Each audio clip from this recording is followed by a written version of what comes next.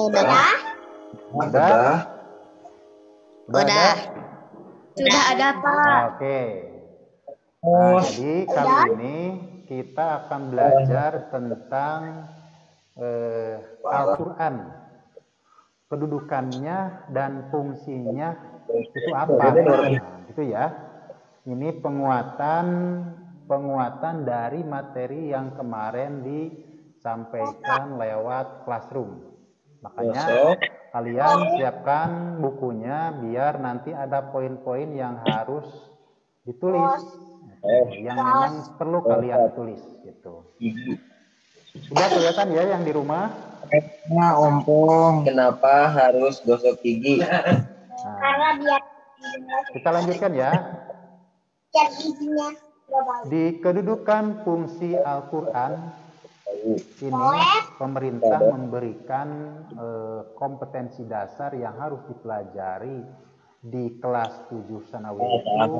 Materi yang pertama adalah memahami kedudukan dan fungsi Al-Quran hadis. Itu semuanya sama, baik yang di Sanawiyah manapun se-Indonesia sama. Yang kelas 7 yang pertama kali belajar itu ini. Kenapa? Ini adalah kompetensi dasar yang dititipkan, yang diutuskan oleh Menteri Agama bahwa kelas 7 mah ini yang pertama, belajar kedudukan dan fungsi Al-Quran bagi umat Islam. Sama ya, seluruh Indonesia juga.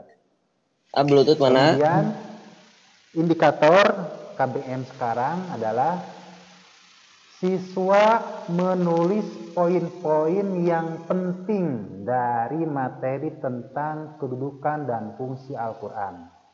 Nah, makanya tadi disampaikan, siapkan dulu bukunya. Di sini nanti ada poin-poin yang memang dianggap penting oleh kalian. Kenapa? Yang pertama, siswa menulis poin-poin yang dianggap penting dari materi sekarang gitu. Walaupun kemarin sudah dikasih lewat Classroom ya, nanti juga dikirimkan lewat Classroom. Tapi ada poin-poin yang memang tidak dirincikan di Classroom itu gitu. Nah, gitu ya. Jadi buku siapkan, di sini nanti ada poin-poin atau bahasan yang memang perlu ditulis.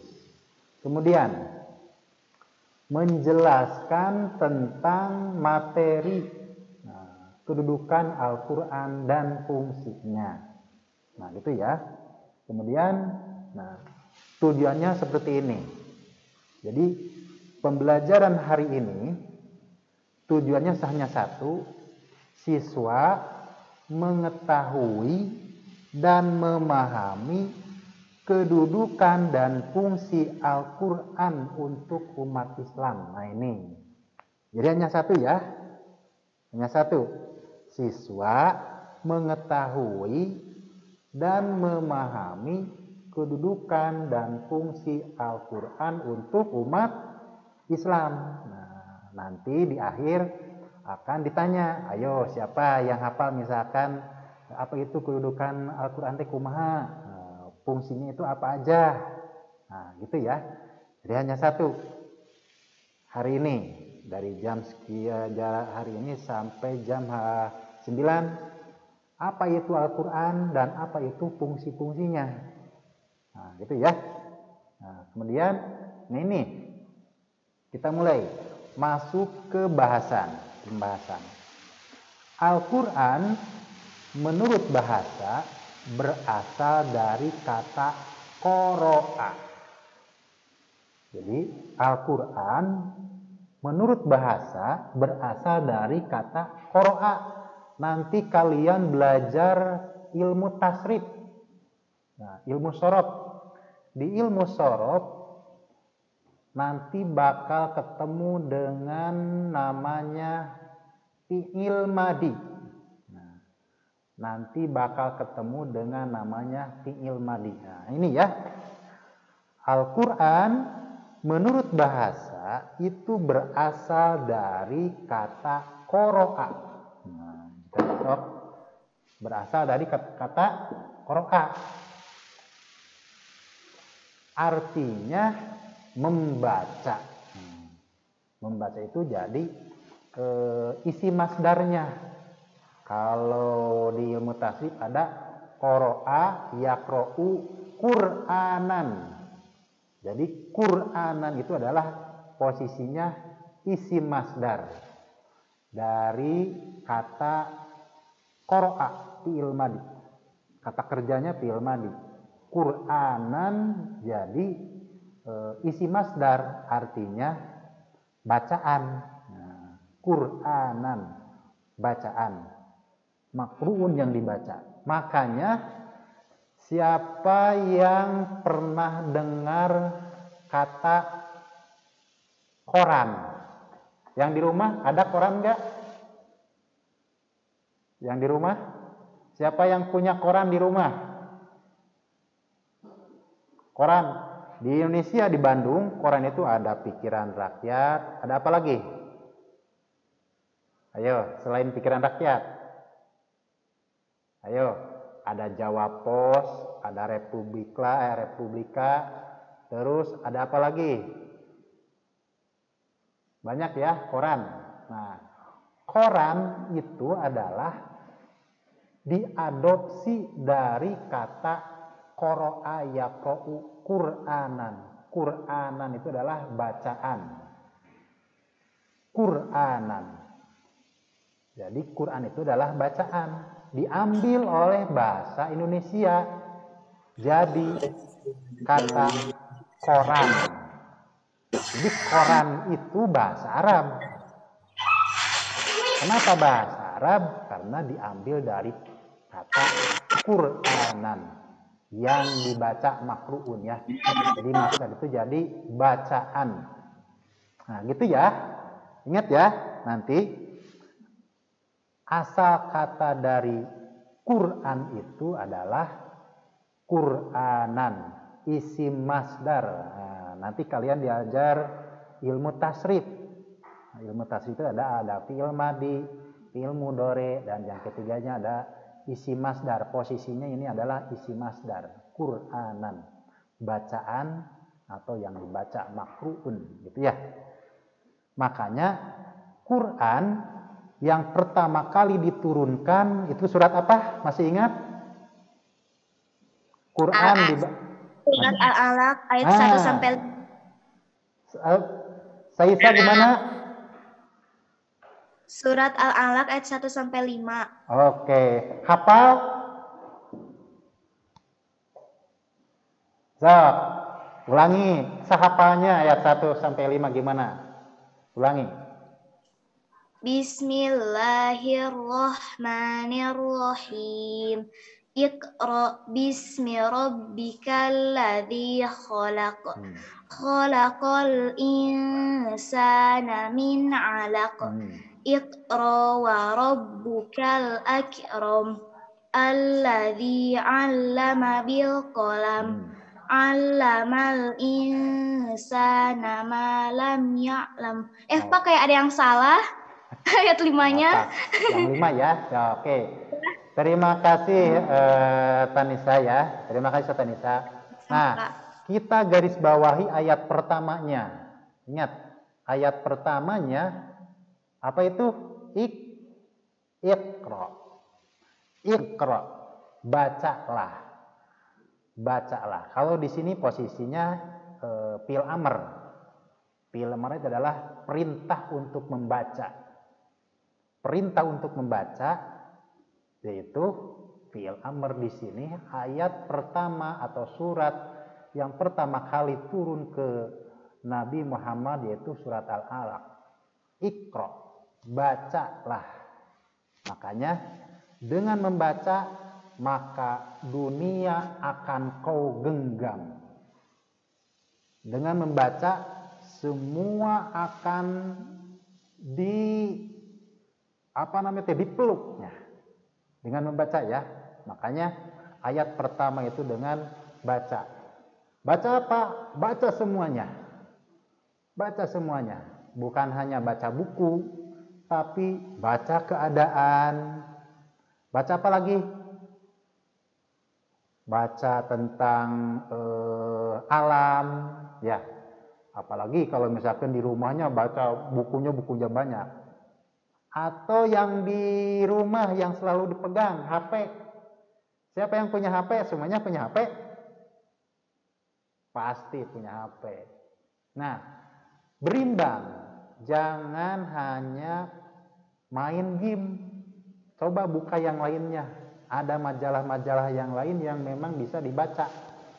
Maka akan kau genggam dunia itu kalau membaca. Nah, makanya Al-Quran itu yang tadi berasal dari qoro'a, artinya membaca. Qur'anan berarti bacaan. Kemudian diadopsi oleh bahasa Indonesia, kalimatnya jadi koran, pakai huruf K. Ya, koran diambil oleh bahasa Indonesia jadi koran. Asalnya teh dari bacaan. Itu ya. Kemudian itu menurut bahasa ya. Nah, ini menurut istilah. Al-Quran itu adalah firman Allah yang diturunkan kepada Nabi Muhammad oleh siapa? Oleh malaikat. Sampai kepada kita sebagai umatnya. Turun-temurun dari generasi ke generasi. Ditulis dalam mushaf. Mushaf itu selembaran-selembaran. Yang isinya itu diawali dengan surat Al-Fatihah dan diakhiri oleh atau dengan surat An-Nas. Gitu ya. Nah, kalau memang perlu ditulis, tulis dulu. Poin-poinnya saja. Poin-poinnya saja. Silahkan tulis. Tadi menurut bahasa berasal dari kata qoro'a. Isi masdarnya Qur'anan. Nah, kalau sekarang menurut istilah, menurut istilah itu banyak sebetulnya yang memberikan pengertian tentang Al-Quran. Tapi nanti di sini akan ditampilkan 2 saja dari sekian banyak. Nanti akan ditampilkan 2 saja. Yang pertama yang ini. Jadi Al-Quran itu adalah firman Allah Ta'ala yang diturunkan kepada Nabi Muhammad melalui malaikat Jibril. Nanti kalian harus hafal ya. Nanti kalian udah harus hafal. Paham saja. Jangan sama kata-katanya. Nggak usah sama dengan apa yang ditulis di sini, nggak usah. Yang penting paham saja. Jadi Al-Quran itu adalah firman Allah Ta'ala yang diturunkan kepada Nabi Muhammad melalui malaikat Jibril yang ditulis pada mushaf teh selebaran, yang ditulis pada mushaf, di dalamnya isinya diawali surat Al-Fatihah dan diakhiri oleh atau dengan surat An-Nas. Dan bagi yang membacanya itu mendapat pahala. Nah, itu adalah pengertian Al-Quran secara istilah. Kalian harus hafal ya. Harus hafal, paham dulu. Kata-katanya bebas, jangan sama seperti yang ditulis. Yang penting kalian paham, nanti akan dicek siapa yang hafal. Gitu ya. Nah, ada kalimat penyampaiannya secara mutawatir. Mutawatir itu adalah terus-menerus. Maksudnya itu jadi dari generasi ke generasi memang seperti itu. Tidak ada perubahan sedikit pun. Tidak ada perubahan 1 titik pun. Maka disebut mutawatir. Jadi mutawatir teh sambung menyambung. Sampai ke kitanya teh dari generasi ke generasi terus sampai ke kita, bahkan sampai nanti ke anak cucu kita itu seperti itu. Tidak ada perubahan sedikit pun. Walaupun 1 titik tidak ada perubahan. Kenapa seperti itu? Karena Allah berjanji,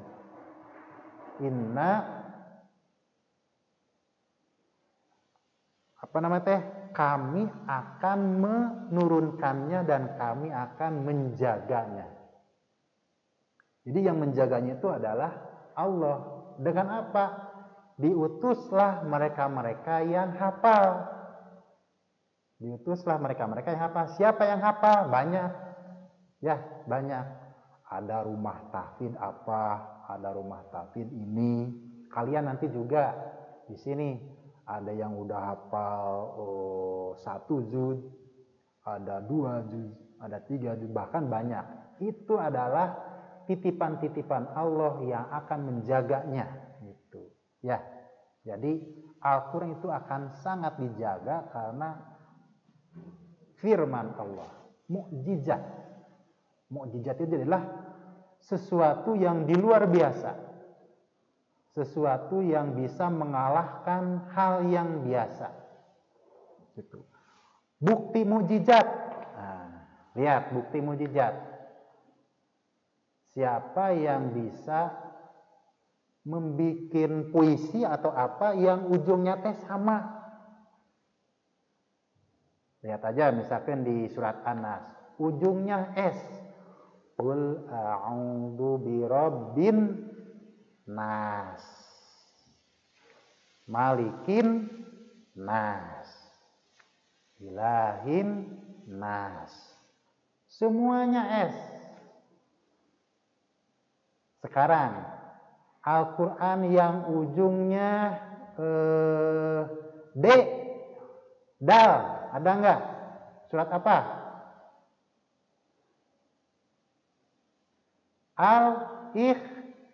Al-Ikhlas. Coba. Bismillahirrahmanirrahim. Qul huwallahu ahad. Allahus somad. Lam yalid wa lam yulad. Nah, semuanya D. Itu adalah mukjizat.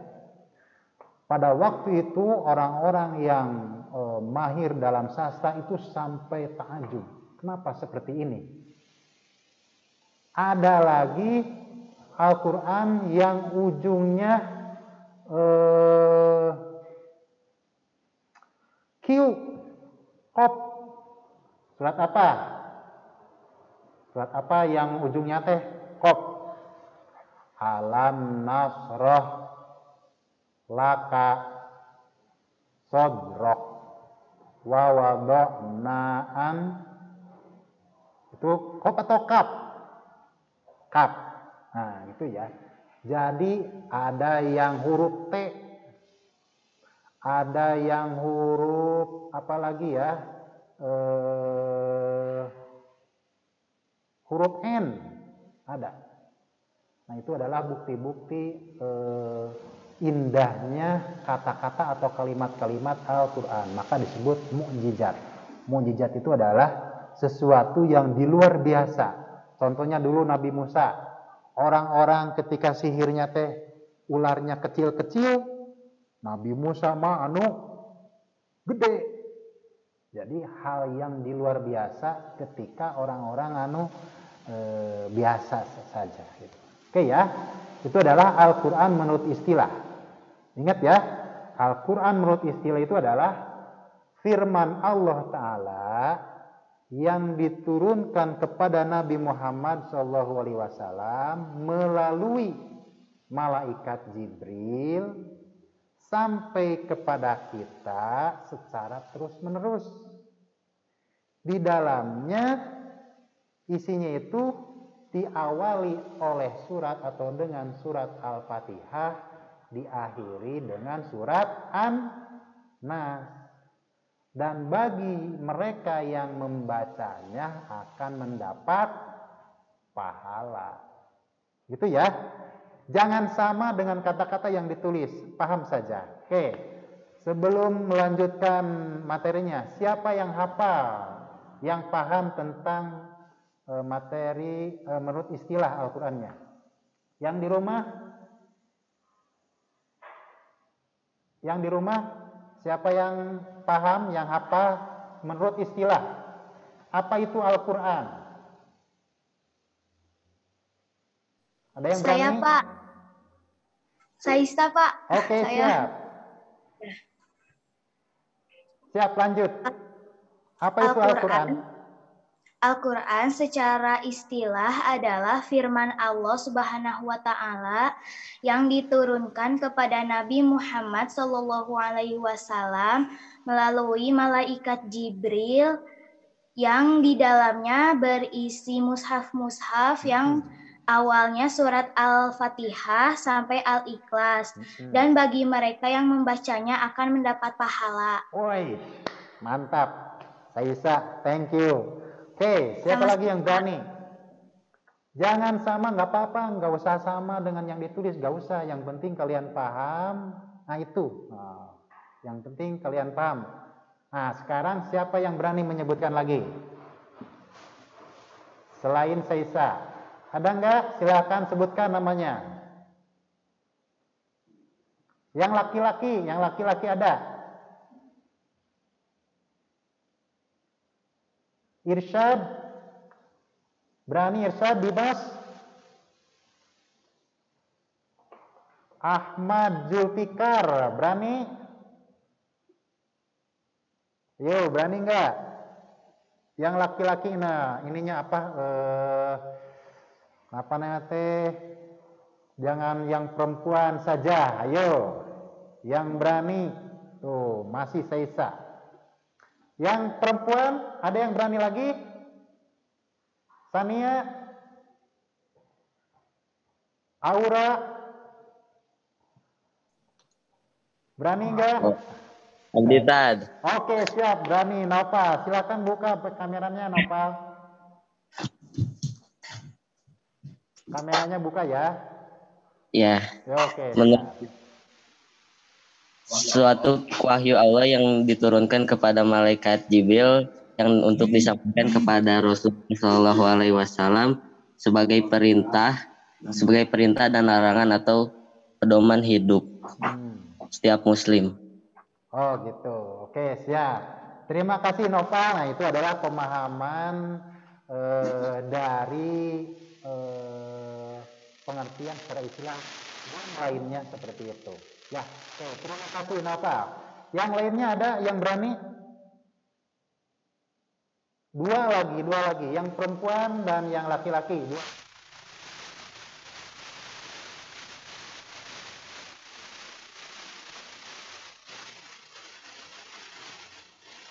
Yuyun, ayo Yuyun. Yuyun berani?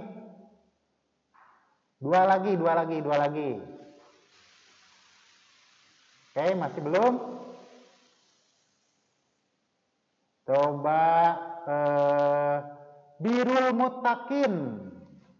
Ada Birul Muttaqin?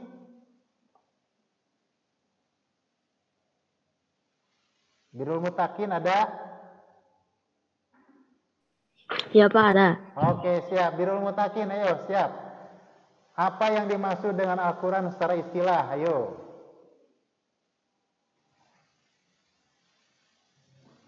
Birul ada? Iya. Ya, yo.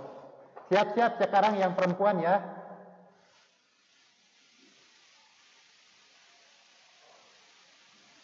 Birul, mana birulnya? Pak, Quran secara istilah adalah mukjizat yang diturunkan melalui Nabi Muhammad, kemudian diberikan kepada Jibril untuk disampaikan kepada umat muslim. Oke, terima kasih Birul. Nah, Birul telah menyampaikan apa yang dimaksud dengan Al-Quran secara istilah. Satu lagi, yang UG, yang perempuan yang UG. Satu lagi, ya. Sebelum ditunjuk siapa yang berani? Tadi ada Saisa, Aulia, kemudian Birul. Nah, sekarang yang perempuan lagi, satu lagi. Jania. Al-Quran menurut istilah merupakan firman Allah Subhanahu wa Ta'ala yang diberikan kepada Nabi Muhammad untuk dijadikan pedoman hidup manusia melalui malaikat Jibril secara bertahap. Oke. Terima kasih Gania. Jadi ada 4 ya. Yang laki-laki udah menyampaikan 2 dan perempuan 2. Jadi itu merupakan pengertian dari Al-Quran. Pokoknya mah gak usah sama dengan apa yang ditulis, gak usah. Yang penting paham. Jadi Al-Quran itu adalah firman Allah Ta'ala yang diturunkan kepada Nabi Muhammad melalui malaikat Jibril, ya, yang diturunkan itu secara terus-menerus sampai kepada kita. Isinya berupa apa? Diawali dengan surat Al-Fatihah dan diakhiri oleh atau dengan surat An-Nas. Dan yang membacanya merupakan apa? Suatu ibadah yang akan mendapatkan pahala. Walaupun satu huruf kalian baca dapat pahala. Kan katanya teh Al-Quran bacanya dapat pahala. Ya udah hari ini kita baca 2 ayat saja atau 1 ayat saja. Itu 1 huruf dapat pahala karena 1 huruf. Apalagi kalau misalkan kalian dalam 1 hari membaca 10 lembar atau membaca 5 lembar. 5 lembar setelah sholat maghrib 1 lembar, setelah sholat isya 1 lembar, subuh 1 lembar, setelah sholat duhur 1 lembar, sholat asar 1 lembar. Jadi pas 1 hari 5 lembar. Berapa huruf tuh yang dibaca? Berapa pahala yang kau dapatkan? Berapa pahala yang kau simpan? Untuk kapan? Untuk nanti, yang akan menjemput nanti kalian ketika nanti kalian meninggal. Pahalanya udah menunggu. Gitu ya. Bagaimana? Cukup dengan menjaga hafalan juga itu sama. Menjaga hafalan pokoknya 1 huruf 1 pahala. Makanya kalau misalkan tiap pagi saja, tiap pagi di sini kalian membaca 16 ayat, berapa huruf tuh? 16 ayat. Bayangkan kalau 3 hari tiap hari. Makanya paling hebat itu mereka yang terjadwal setiap setelah sholat wajib sempatkan 5 menit saja baca Al-Quran. Sekarang saya pengen tanya, siapa yang membaca Al-Qurannya terjadwal? Terjadwal siapa?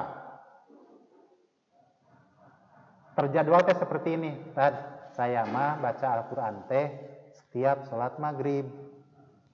Saya mah baca Al-Qurannya setiap setelah asar. Siapa yang sekarang yang di rumah atau yang di sini, siapa yang membaca Al-Quran tiap hari tapi terjadwal? Dita. Noval terjadwal ya? Pak, habis sholat maghrib. Jam berapa saja Noval kamu membaca Al-Quran? Habis subuh dan juga habis maghrib. Habis maghrib biasanya sering baca Quran. Terjadwal ya, berarti dua waktu ya? Iya, Tad. Oke. Nanti bisa tambah ya, jadi 3 waktu atau 4 waktu. Siap. Jangan banyak-banyak, bisik kesel. Setiap kali setelah sholat 5 menit saja. Hanya 5 menit. Apalagi kalau kamu berani 10 menit. Ya. Siapa yang di rumahnya masih terjadwal, yang perempuan siapa nih? Tadi yang laki-laki ada yang terjadwal. Yang murojaah. Ya, Ustaz. Ada ya? Yuyun. Yun, jam berapa saja kamu membaca Al-Quran?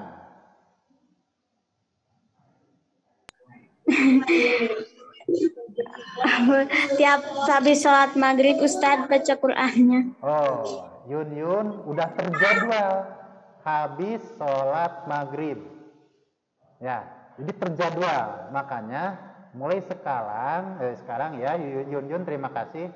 Mulai sekarang jadwalkan membaca Al-Quran 5 menit saja setelah sholat wajib.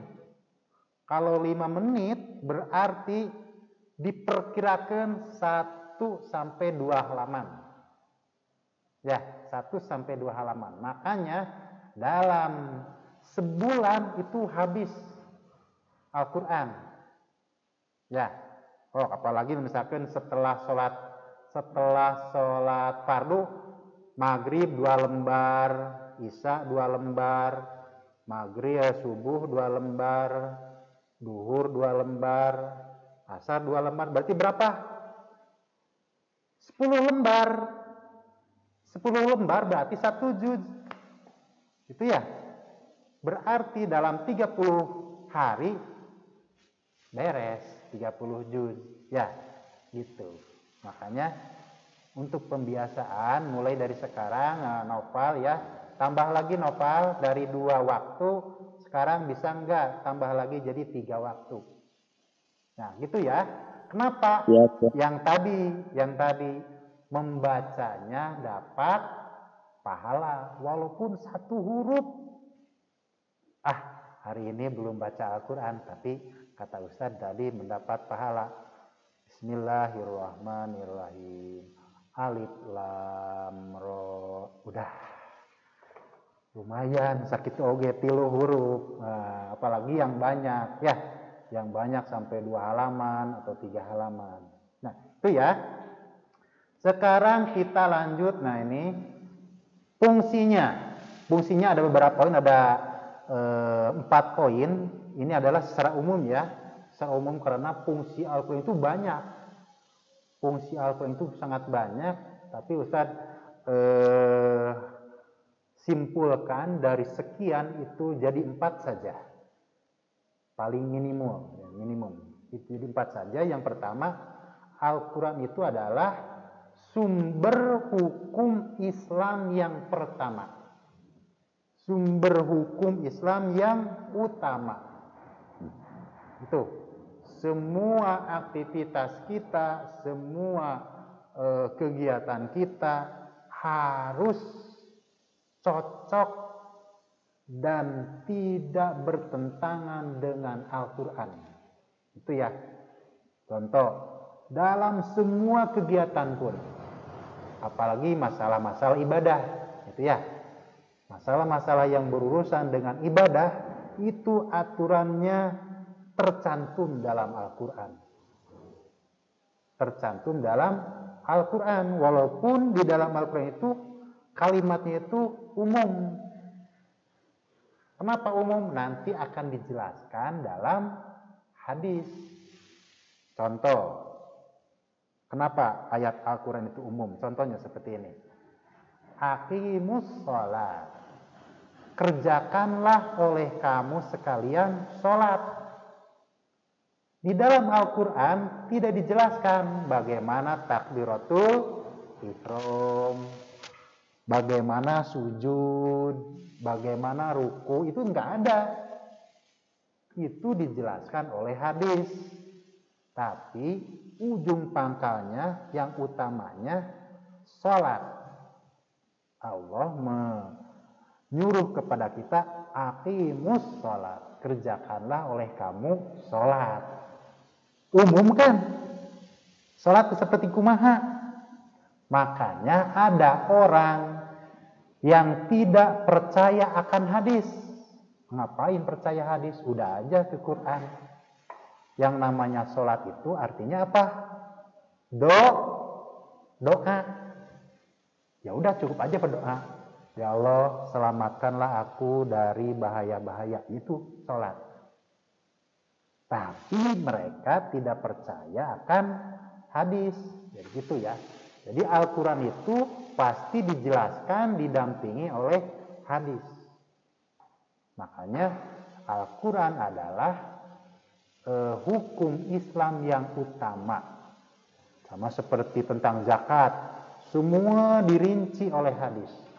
Tapi pangkal utamanya, perintah utamanya dari Al-Quran. Nah, kemudian nomor 2, sebagai konfirmasi dan informasi terhadap hal-hal yang tidak diketahui oleh akal. Nah, sebagai konfirmasi, apa itu konfirmasi? Duh, nilai liur teh ya, konfirmasi teh naon. Nah, konfirmasi teh jadi berita yang membenarkan kejadian dulu sebelum Nabi Muhammad. Contoh, surat Al-Kahfi, ada orang yang tertidur berapa ratus tahun? 309. Oke, tidur selama 300 tahun. Apakah betul? Enggak itu teh kejadiannya dikonfirmasi oleh Al-Quran, dijelaskan bahwa memang benar terjadi pada waktu itu. Itu jadi konfirmasi. Jadi menceritakan kejadian-kejadian dulu hanya secara umum saja. Contoh lagi, kejadian Nabi Isa. Siapa ibunya Nabi Isa? Ibu Nabi Isa siapa? Maryam. Siti Maryam. Nah, Maryam. Bagaimana kejadiannya? Itu dijelaskan dalam Al-Quran. Jadi hal-hal yang tidak diterima oleh akal itu dijelaskan. Contohnya yang tadi, Nabi Isa lahir dari Maryam. Tidak ada bapaknya. Pada waktu itu, apakah betul? Enggak. Nah, dijelaskan dalam Al-Quran bahwa memang kejadian itu betul. Karena apa? Allah yang berkuasa. Jangankan Nabi Isa yang lahir dari Maryam, hanya ada ibunya saja. Yang tidak ada ibu dan bapaknya saja, Allah itu berkuasa. Siapa yang lahir? Yang gak ada ibu dan bapaknya? Nabi Adam. Benar, Nabi Adam. Nabi Adam yang lahir tanpa ibu dan bapak. Allah berkuasa. Diterima oleh akal? Selintas mah nggak diterima. Kenapa?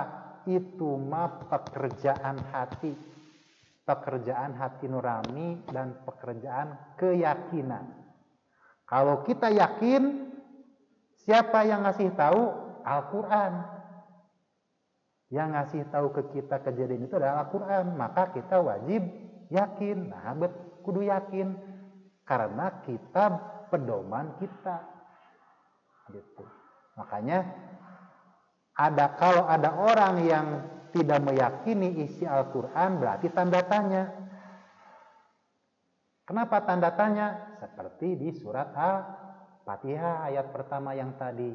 Pertama ayat ketiga, waladina yu'minuna bil ghaibi wa yuqimuna sholata wa mimma razaqnahum bima unzila ilaika wa ma unzila min qabli. Jadi mereka-mereka yang beriman kepada yang diturunkan kepadamu, yaitu Al-Quran, dan yang diturunkan sebelum kamu, yaitu yang tadi nabi-nabi yang sebelum nabi. Nah, gitu ya. Itu adalah kalau informasi apa? Informasi mah Al-Quran memberikan berita kepada kita tentang kejadian-kejadian yang akan datang. Contohnya apa? Kejadian kiamat. Nah, kejadian ada surga, ada neraka. Itu informasi. Makanya ada juga orang zaman sekarang yang tidak percaya akan kiamat. Oh, masa sih kiamat? benar itu aya kiamat. Kalau ada orang yang masih ragu, berarti tanda tanya orangnya. Berarti apa? Tidak dekat sama Allah, tidak dekat sama Al-Quran. Nah, jadi Al-Quran itu sebagai konfirmasi pembenaran dari kejadian-kejadian dulu yang memang diberitakan dan memang itu dijadikan pembelajaran. Kemudian jadi informasi teh memberitakan hal-hal yang gaib, yang tidak tersentuh oleh akal, hanya keyakinan yang bisa menyentuhnya. Gitu. Contoh aja gini, di Al-Quran yang disebut surga itu apa? Surga itu apa? Di sana teh ada sungai susu, sungai madu, sungai air tawar yang enak rasanya. Kabayang tuh sungai madu jeung sungai susu. Kemudian sungai apa tadi teh? Air tawar. Kemudian sungai air anggur. Kabayang kan tadi teh. Nah, otak kita, akal kita kadang memikirkan, banyak itu hanya keyakinan yang bisa menyentuh ke sana. Itu ya, hanya keyakinan saja yang bisa menyentuh ke sana.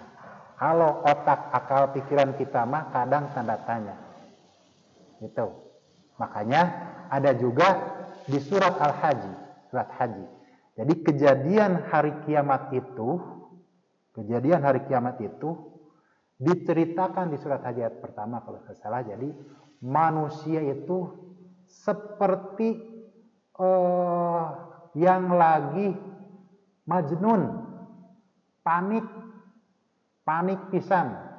Bahkan orang yang hamil juga tiba-tiba pada lahir semuanya. Itu. Pernah kemarin ada kejadian banjir ya. Banjir di mana? Di Jerman dan di Cina. Lihat. Kalian bisa lihat di Google, banjir di Jerman, banjir di Cina. Silakan baca. Bagaimana itu, betapa paniknya. Atau yang jangan jauh-jauh, tsunami yang kemarin di kita, tsunami Aceh, tsunami Pangandaran, betapa paniknya.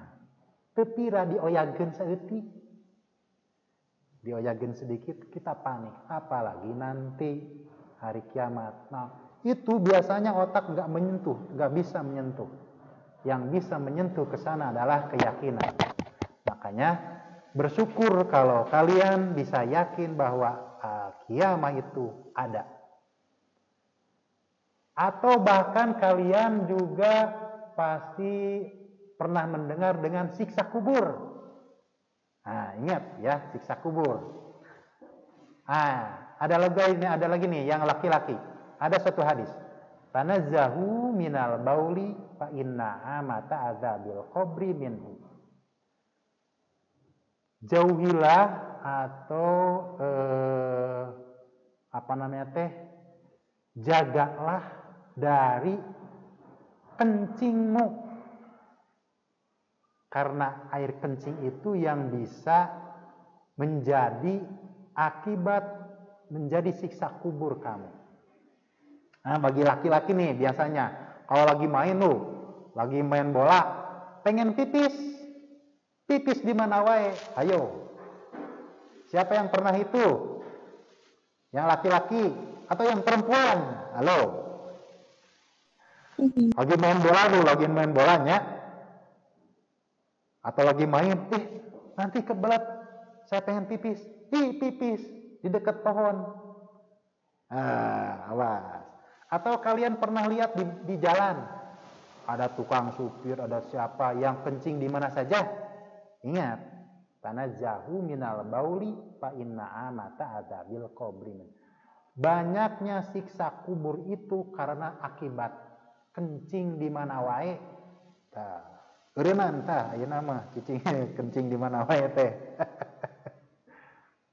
atau punya kakak laki-laki, punya adik laki-laki, atau misalkan punya ayah, pasti punya ayah.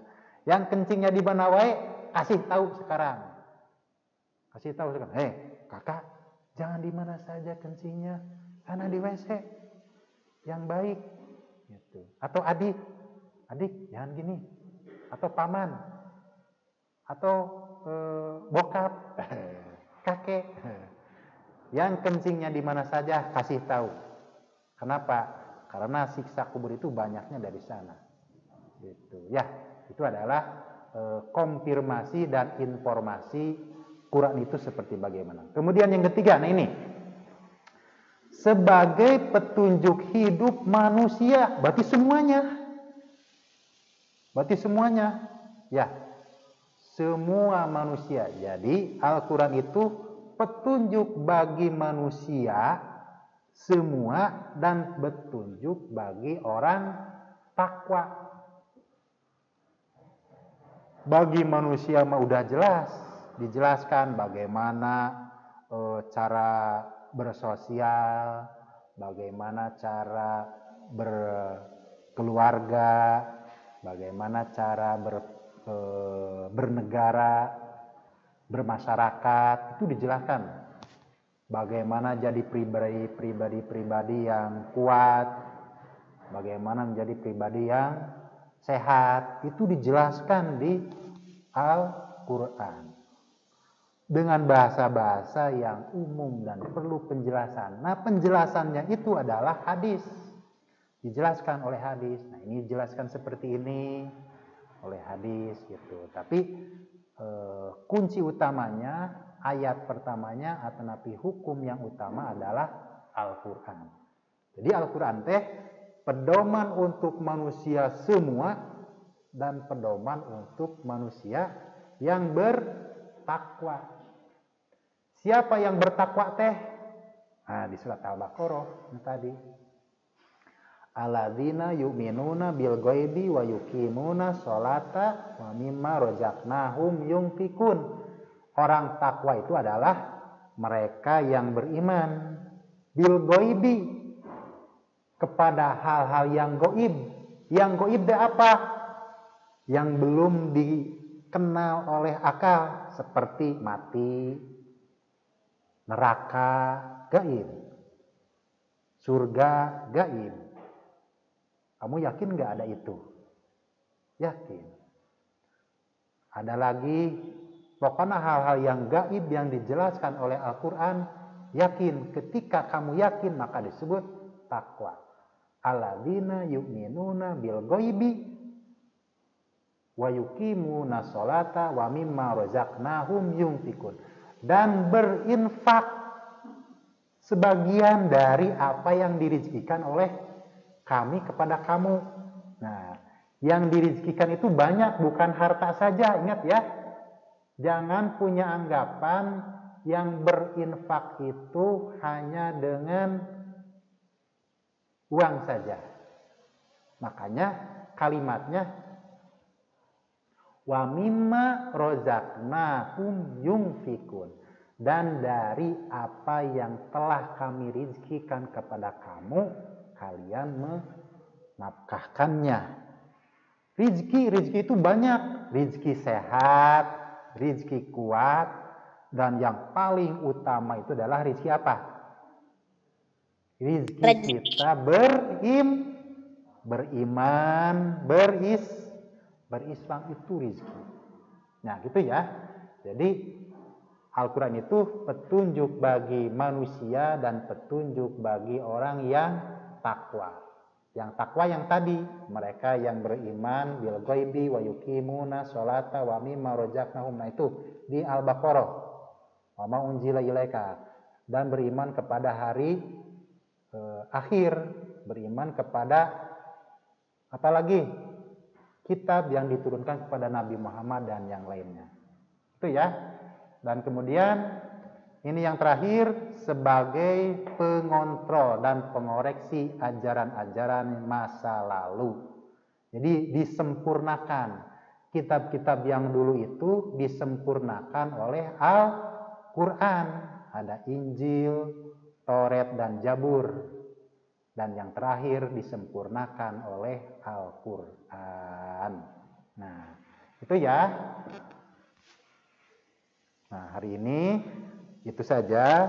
Yang pertama tentang Al-Quran dan yang kedua tentang fungsi-fungsinya. Nah, tugasnya silahkan kalian buka di Classroom. Silahkan buka di Classroom, kemudian isi daftar hadirnya. Oke ya, mungkin pembelajaran tentang Al-Quran dan fungsi-fungsinya hari ini cukupkan sekian. Dari Ustaz, mohon maaf apabila ada salah.